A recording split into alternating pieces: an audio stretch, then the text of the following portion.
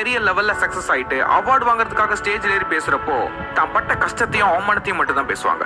But அதுல இருந்து எப்படி வெளியே வந்தாங்கன்னு யாருமே சொல்றது இல்ல. ஆனா நாம அப்படி இல்ல. நான் சொல்ல போற இந்த 2 விஷயம் தான் நீங்க தோல்வியை பாக்குற கண்ணோட்டத்தையே மாத்த போகுது. அதுல number 1, believe in your self. வாழ்க்கையில எதுவுமே எனக்கு நடக்காது, நான் பண்றது எல்லாம் தோல்விதான்னு புலம்புறவங்க முதல்ல செய்ய வேண்டிய விஷயம் உங்களை நீங்க நம்புறது. என்னப்பா நம்பினா எல்லாமே நடந்துருமா, இது என்ன மேஜிக்கா அப்படின்னு கேட்டீங்கன்னா மேஜிக் தான். உங்களோட எண்ணத்துல உங்களுக்கு வேண்டியதை குறிச்ச ஒரு தெளிவும் தீவிரமும் இருந்தா கண்டிப்பா இது உங்களை தேடிதான் வரும். அந்த மேஜிக் நடந்தே தீரும். உங்களை நீங்க முழுமையா நம்பாத வரைக்கும் உங்களை சுத்தி உள்ளவங்களும் உங்களை நம்ப வாய்ப்பே இல்லை. ஒரு கழுகு தன்னோட முட்டைய நிறைய காக்கா முட்டை இருக்கிற ஒரு கூட்டுல முட்டையை போட்டு போயிடுச்சு. நாட்கள் போகுது, முட்டையில இருந்து அந்த கழுகும் வெளியே வருது. காக்கா கூட்டத்துக்கு நடுவுல அந்த கழுகும் வளருது. ஒரு நாள் காக்கா கூட்டத்தோட பறந்துட்டு இருந்த அந்த கழுகு ஒரு கேள்வி கேட்டுச்சான் பக்கத்துல இருக்கிற காக்கா கிட்ட. அங்க பாரு, தூரத்துல ஒரு பறவை எவ்வளவு உயரத்துல பறக்குது இல்ல, எப்படி அது மட்டும் இவ்வளவு உயரத்துல பறக்குது அப்படின்னு. அதுக்கு காக்கா, அந்த பறவைகள்லாம் கழுகு இனம், அவங்க மட்டும் தான் உயரத்துல பறக்க முடியும், நம்மளால முடியாது, அதை பார்த்து நீ எதுவும் ஆசைப்பட்டுக்காதுன்னு சொல்லிச்சான். இதை கேட்டுட்டு கழுகும் காக்கா கூட்டத்தோட சேர்ந்து அமைதியா பறந்து போச்சான். பாவம், அந்த கழுகுக்கு தெரியாது நான் யாருன்னு. இந்த மாதிரிதான் நம்ம லைஃப்ல நம்ம யாருன்னே தெரியாம நம்மளை பத்தி மத்தவங்க கிட்ட ரிவ்யூ கேட்டுட்டு இருப்போம். கேட்டது மட்டும் இல்லாம அவங்க சொன்னது உண்மைன்னு நம்புவோம். நம்ம ஆள் மனசுக்கு ஒரு பவர் இருக்குது, அது கிட்ட நம்ம என்ன சொல்றோமோ அதுதான் நடக்கும். வாழ்க்கையில எனக்கு எல்லாம் நெகட்டிவா தான் நடக்குது, எனக்கு எல்லாமே தோல்விதான்னு சொல்றீங்கல்ல, நல்லா யோசிச்சு உங்க மனசு கிட்ட கேளுங்க, நீங்க உண்மையிலேயே ஜெயிச்சிரோன்னு சொன்னீங்களா இல்ல தோத்துறோம்னு சொன்னீங்களா?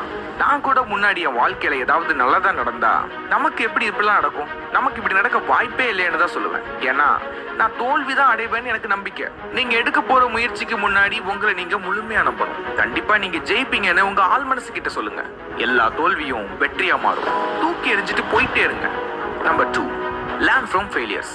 நீங்க என்னதான் உங்க மனசு கிட்ட ஜெயிச்சிரோன்னு சொன்னாலும் தோல்வியை சந்திக்காம வெற்றி அடைய முடியவே முடியாது. அட்லீஸ்ட் ஒரு தடவையாவது தோத்துதான் ஆகணும். என்னப்பா இப்பதான் உங்க ஆள் மனசு ஆளோட மனசுன்னு சொன்னேன், இப்போ ஏன் இப்படி பேசுறேன்னு கேட்டா, உங்க ஆள் மனசுக்கு இந்த தோல்வி நிரந்தரம் இல்ல, வெற்றி தான் நம்ம இலக்குன்னு அதுக்கு நல்லா தெரியும். அதுக்கு ஞாபகப்படுத்த தான் அப்படி சொன்னேன். நம்ம ஒரு மொபைல் கேம் விளையாடுறோம், ஃபர்ஸ்ட் ஸ்டேஜ் எவ்வளவு ஈஸியா இருக்குது, அதே மாதிரி கடைசி வரை போகிறது இல்லையே. சரி, அதையும் ஏதோ செட்டிங்ஸ் மாத்தி ஈஸியா கேம் பிளே பண்ற மாதிரி மாத்தி வச்சா அந்த கேம்ல சுவாரஸ்யமே இருக்காதுல்ல. அந்த கேம்ல நெக்ஸ்ட் லெவல் போகணும், நிறைய தோக்கணும், நிறைய கத்துக்கணும், அப்பதான் அதுல ப்ரோ ஆக முடியும். ஐயோ தோத்துட்டோமே, அசிங்கமா இருக்கே, இதுல இருந்து எப்படி வெளியே வர போறோம்னு கதறாம நிதானமாயிட்டு ஏன் இந்த தோல்வின்னு யோசிங்க. என்ன காரணம்னு தேடுங்க, அதுல என்ன கத்துக்கலாம்னு பாருங்க. மாதா பிதா குரு தெய்வம், அந்த குருக்கு அப்புறம் தான் அந்த தெய்வமே. உங்களோட குரு உங்க தோல்வியா தான் இருக்கணும். தோல்வி மாதிரி சிறந்த ஆசை இங்க எதுவுமே இல்ல. அந்த கழுகு கதைக்கு வருவோம். அந்த காக்கா கூட்டத்தோட வளர்ந்த கழுகு சில மாதங்களுக்கு பிறகு காக்கா கூட்டத்தோட வானத்துல பறந்துட்டு இருந்துச்சான். அப்போ பெரிய இடி முழக்கத்தோட மழை பெய்ய ஆரம்பிச்சது. மழை பெய்யறத பார்த்த காக்கா எல்லாம் பாதுகாப்பான இடத்துக்கு போகணும்னு சொல்லுச்சு. ஆனா அந்த கழுகு மட்டும் நான் மேல பறக்கணும்னு தனக்குள்ளே சொல்லிட்டு இருந்துச்சு, என்னைக்கும் இல்லாம.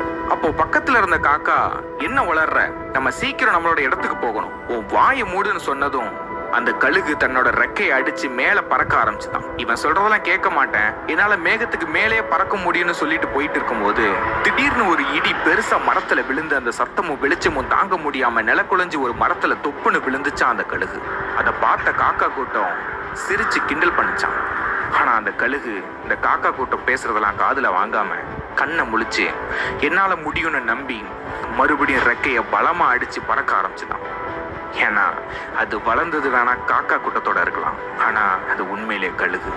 காத்தையும் தண்ணியையும் கிழிச்சிட்டு உயர பறந்துச்சான். மேகமூட்டத்துக்கு நடுவுல தன்னோட ரெக்கையை சுதந்திரமா அடிச்சு சீறி பறந்த அந்த மேகத்தையே தாண்டி மேல போனதுக்கு அப்புறம் தான் தெரிஞ்சுதான் நம்ம ஒரு கழுகுன்னு.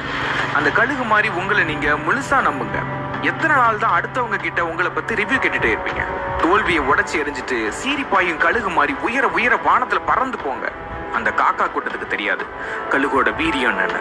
ரெக்கை இருக்கிறவன்லாம் பறக்க முடியாது ராஜா, ரெக்கையோட வீரியம் தெரிஞ்சவன் தான் பறப்பான். சோ உங்களை நீங்க நம்புங்க, ஜெயிச்சிருவோன்னு சொல்லுங்க, தோல்விக்காக காத்துருங்க, தோல்விதான் உங்களை செதுக்கும். So fail again, fail better. Okay, by.